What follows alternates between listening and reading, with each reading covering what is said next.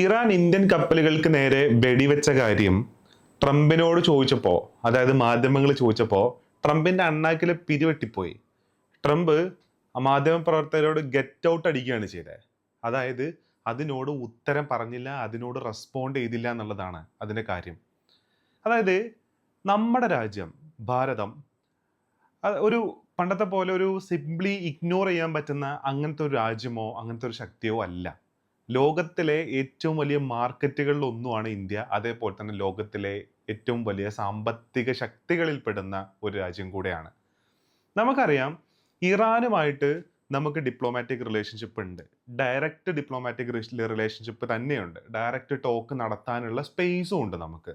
ഇപ്പൊ ചബഹാർ പോലെയുള്ള പോർട്ടുകൾ മാനേജ് ചെയ്യുന്നത് ഇന്ത്യയാണ്. അപ്പോൾ അങ്ങനത്തെ ഒരു കേസിലാണ് ട്രംപിനോട് ചോദിക്കുന്നത്, ഈ ഇറാൻ ഇന്ത്യൻ കപ്പലുകൾക്ക് നേരെ വെടിവെച്ച കാര്യത്തെക്കുറിച്ച് എന്താണ് പറയാനുള്ളത് എന്നുള്ളത്. ഒന്നും മിണ്ടിയില്ല. അതിന് രണ്ട് ഉത്തരമാണ് അതിന് ട്രംപിന് പറയാൻ പറ്റുക. ഒന്ന്, ഇന്ത്യയെ ഇറാൻ അറ്റാക്ക് ചെയ്തു, അല്ലെങ്കിൽ ഇന്ത്യൻ കപ്പലുകളെ ഇറാൻ അറ്റാക്ക് ചെയ്തു. രണ്ടാമത്, ഇറാൻ അങ്ങനെ ഒന്നും ചെയ്തിട്ടില്ല, അത്രയും പ്രശ്നമില്ല എന്നുള്ളത്. ഇത് രണ്ട് പറഞ്ഞാലും പ്രശ്നമാണ്. അതായത് ഇന്ത്യൻ ഫ്ലാഗുള്ള കപ്പലുകളെ ഇറാൻ അറ്റാക്ക് ചെയ്തു എന്ന ഉത്തരമാണ് ട്രംപ് പറയുന്നുണ്ടെങ്കിൽ ട്രംപിന് ഇന്ത്യയെ ഡിഫെൻഡ് ചെയ്യേണ്ടി വരും.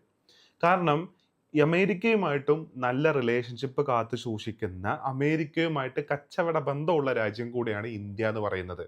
അപ്പോൾ അതേന്നാണ് ഉത്തരം എന്നുണ്ടെങ്കിൽ ഇന്ത്യയെ ട്രംപിന് ഡിഫെൻഡ് ചെയ്യേണ്ടി വരും. അതേപോലെ തന്നെ പഴയ പോലെ നോക്കി നിൽക്കാൻ പറ്റത്തില്ല, അതേന്നും പറഞ്ഞ് പോകാൻ പറ്റത്തില്ല, സ്ട്രോങ് ആയിട്ടുള്ള ആക്ഷൻ എടുക്കേണ്ടി വരും. അതായത് പ്രഷർ കുറച്ചും കൂടെ കൂട്ടേണ്ടി വരും എന്നുള്ളതാണ്. ഇനി അങ്ങനെ ഒന്നും സംഭവിച്ചിട്ടില്ല എന്ന് പറയുകയാണെന്നുണ്ടെങ്കിലോ ലോകത്തിലെ പ്രധാനപ്പെട്ട ഒരു ശക്തിയെ ഇഗ്നോർ ചെയ്യേണ്ട രീതിയിലോട്ടും പോകും.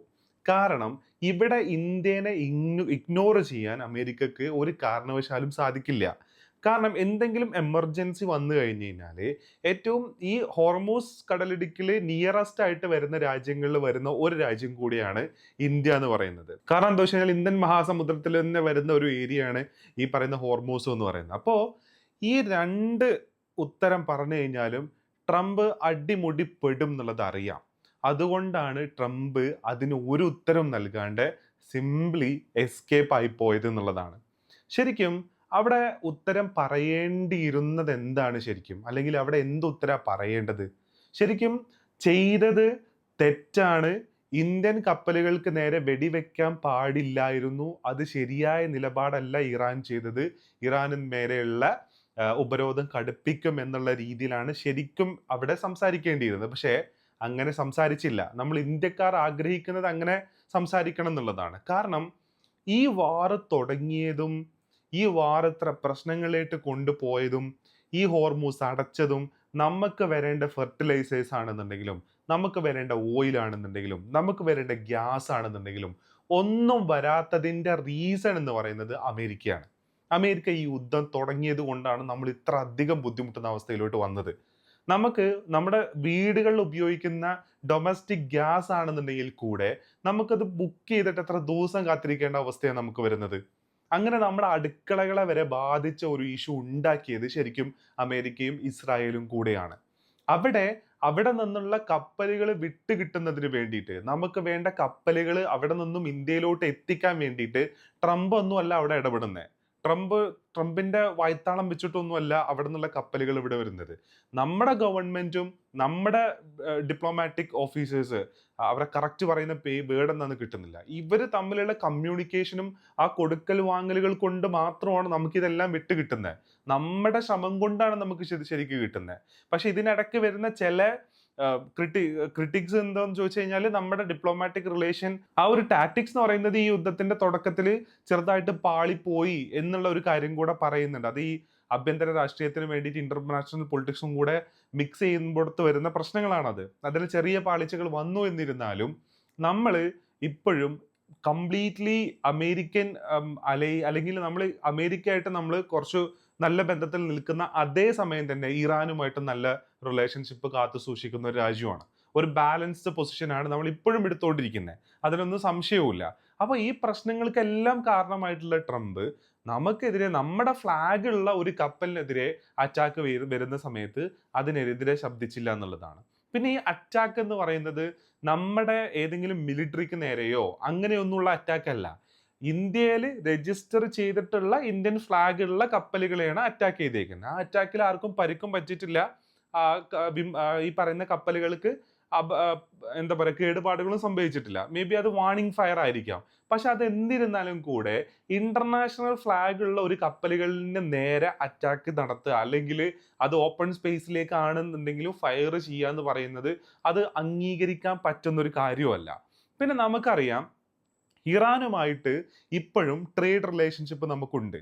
നമുക്കറിയാം ഈ 2018 ശേഷം അമേരിക്ക ഏർപ്പെടുത്തിയിട്ടുള്ള ഉപരോധം കാരണമാണ്, അല്ലെങ്കിൽ ഉപരോധം കടുപ്പിച്ചതിന് ശേഷമാണ് നമ്മൾ ഇറാനിൽ നിന്നും ഓയിൽ വാങ്ങുന്നത് നിർത്തിവെച്ചേക്കുന്നത്. 2018 മുന്നേ വരെ നമ്മൾ ഇറാനിൽ നിന്നും നമുക്ക് വേണ്ട ഓയിൽ നമ്മൾ വാങ്ങുന്നുണ്ട്. അത് മാത്രമല്ല, ഓയിലുള്ള ട്രേഡ് മാത്രമേ നമുക്ക് പ്രശ്നമുള്ളൂ. അതല്ലാണ്ട് ഇപ്പോഴും നമുക്കറിയാം ഫെർട്ടിലൈസേഴ്സ്, അതേപോലെ തന്നെ ഡ്രൈ ഫ്രൂട്ട്സ് ഐറ്റംസ്, ഇതെല്ലാം നമ്മൾ ഇപ്പോഴും ഇറാനിൽ നിന്ന് വാങ്ങുന്നുണ്ട്. നമ്മൾ ലുലു മാളിൽ പോയി കഴിഞ്ഞാലൊക്കെ ഇറാനിൽ നിന്ന് വരുന്ന ആപ്പിളൊക്കെ നമുക്ക് ഇപ്പോഴും കാണാം. ഇറാനിൽ നിന്ന് വരുന്ന ഡേറ്റ്സ്, ഈന്തപ്പഴം നമുക്ക് ഇപ്പോഴും കാണാം. അതേപോലെ തന്നെ ബസ്മതി റൈസ്, അതേപോലെ തന്നെ ഡ്രഗ്സ്, മരുന്നുകൾ, ഇത്തരം കാര്യങ്ങളൊക്കെ ഇറാൻ ഏറ്റവും കൂടുതൽ ആശ്രയിക്കുന്നത് ഇന്ത്യനാണ്. അപ്പോൾ ചബഹാർ പോർട്ട് ഇന്ത്യ മാനേജ് ചെയ്യുന്നത് വഴി ഇന്ത്യക്കും ഇറാനും ഇടയ്ക്ക് എന്തുണ്ട്, ഈ പറയുന്ന ട്രേഡ് റൂട്ടും ഇപ്പോഴും നിലനിൽക്കുന്നുണ്ട്. ഓയിലിന് മാത്രമാണ് നമുക്ക് മേജർ ആയിട്ടുള്ള പ്രശ്നങ്ങൾ വരുന്നത്. അതും തന്നെ US ഡോളറിലല്ല ആ ട്രേഡ് നടക്കുന്നത്. അത് ഇന്ത്യൻ രൂപയിലും ഇറാന്റെ റിയാലിലും തന്നെയാണ് ആ ട്രേഡുകൾ നടക്കുന്നത്. ആ ട്രേഡ് ഇനി മാറാൻ പോവാന്ന് പറയുന്നുണ്ട്. ആ ട്രേഡ് മൊത്തത്തിൽ ഇനി യുവാനിലോട്ട് കൺവേർട്ട് ആവാൻ പോവാണെന്നും കൂടെ പറയുന്നുണ്ട്. ഇന്ത്യൻ കമ്പനീസ് എല്ലാം യുവാനിലോട്ട് കൺവേർട്ട് ചെയ്യാനുള്ള കാര്യങ്ങൾ ചെയ്തുകൊണ്ടിരിക്കുകയാണെന്ന് പറയുന്ന ഇതും വരുന്നുണ്ട്. അപ്പൊ ഇങ്ങനെ റിലേഷൻഷിപ്പ് ഉള്ള സമയത്തും നമുക്കെതിരെയുള്ള അറ്റാക്ക് എന്ന് പറയുന്നത്, അല്ലെങ്കിൽ ഇന്ത്യൻ ഫ്ലാഗിനെതിരെയുള്ള അറ്റാക്ക് എന്ന് പറയുന്നത് ഒരു കാരണവശാലും നമുക്ക് നോക്കി നിൽക്കാൻ പറ്റുന്നതോ അല്ലെങ്കിൽ നമുക്ക് വായടച്ചിരിക്കാൻ പറ്റുന്നതോ ആയിട്ടുള്ള ഒരു കാര്യമല്ല. ഓക്കെ, അവർക്ക് അവിടെ ടെൻഷൻ ഉണ്ടായിരിക്കും, അമേരിക്ക ആയിരിക്കും ആ ടെൻഷൻ എല്ലാം ഉണ്ടാക്കിയിട്ടുണ്ടാവുക. പക്ഷേ റിലേഷൻഷിപ്പ് നിലനിൽക്കുന്ന രാജ്യങ്ങളുടെ ഫ്ലാഗുള്ള കപ്പലുകൾക്ക് നേരെ വെടിവെക്കുക എന്ന് പറയുന്നത് അത് നമുക്ക് ഒരിക്കലും അംഗീകരിക്കാൻ പറ്റാത്ത കാര്യമാണ്. അപ്പോൾ ഇന്ത്യ ഈ പറയുന്ന ഇറാനിയൻ സ്ഥാനപതിയെ വിളിച്ചു വരുത്തുകയും പ്രതിഷേധം അറിയിക്കുകയും കൂടെ ചെയ്തിട്ടുണ്ട്. ഇത്തരം കാര്യങ്ങൾ ചെയ്തു കഴിഞ്ഞു കഴിഞ്ഞാൽ നോക്കി നിൽക്കുന്നില്ല എന്ന് പറയുന്ന കാര്യം കൂടെ ഇന്ത്യ പറയുന്നുണ്ട്. ഇന്ത്യ ഒരിക്കലും ഇന്റർനാഷണൽ കോൺഫ്ലിക്റ്റിൽ ഡയറക്ട്ലി ഇൻവോൾവ് ആവുന്ന ഒരു പാർട്ടിയേ അല്ല. പക്ഷേ അങ്ങനെ ഇൻവോൾവ് ആവുന്നില്ല എന്ന് വിചാരിച്ച് ഇന്ത്യ എന്ന് പറയുന്നത് ഒരു ചെറിയ സൈനിക ശക്തിയുമല്ല. അതും നമുക്കറിയാം. ലോകത്തിലുള്ള ഏറ്റവും സോഫിസ്റ്റിക്കേറ്റഡ് ആയിട്ടുള്ള വെപ്പണറീസ് യൂസ് ചെയ്യുന്ന ഒരു രാജ്യം തന്നെയാണ് നമ്മളും. നമുക്കും നമ്മുടെ അതിർത്തിയിലുള്ള രാജ്യങ്ങളുമായിട്ട് പാകിസ്ഥാനും ചൈനയൊക്കെ ആയിട്ട് വാർ ചെയ്തും അതേപോലെ തന്നെ കോൺഫ്ലിക്റ്റിൽ ഏർപ്പെട്ടും അതിനെ ടാക്കിൾ ചെയ്തിട്ടുള്ള പരിചയം കൂടെയുള്ള ഒരു രാജ്യമാണ് നമ്മളെന്ന് പറയുന്നത്. അപ്പോൾ നമ്മൾ അത്ര സിമ്പിൾ ആയിട്ടുള്ള ഒരു ഫോഴ്സേ അല്ല റീജിയണിലെ. നമ്മൾ സ്ട്രോങ് ആയിട്ടുള്ള അത്ര എന്താ പറയാ, നമുക്കൊരു ഭീഷണി സൃഷ്ടിക്കാൻ പറ്റുന്ന രീതിയിലുള്ള ഫോഴ്സ് തന്നെയാണ് നമ്മൾ. പക്ഷെ അങ്ങനത്തെ ഒരു സാഹചര്യത്തിൽ ഇങ്ങനെ ഒരു അറ്റാക്ക് വരുന്ന സമയത്ത് അതിനെക്കുറിച്ച് ചോദിക്കുമ്പോൾ ആ പ്രശ്നങ്ങൾ ഉണ്ടാക്കിയവന്റെ അണ്ണാക്കിലെ പിരിവെട്ടി ഒരു ഉത്തരം പറയാണ്ട് പോവാന്ന് പറയുന്നത് സങ്കടം, അല്ലെങ്കിൽ ഇയാൾക്ക് വാ തുറക്കാൻ പറ്റാത്ത അവസ്ഥയിലോട്ട് ഇയാൾ മാറി എന്നുള്ളത് തന്നെയാണ് ഇതിലൂടെ നമ്മൾ മനസ്സിലാക്കുന്നത്.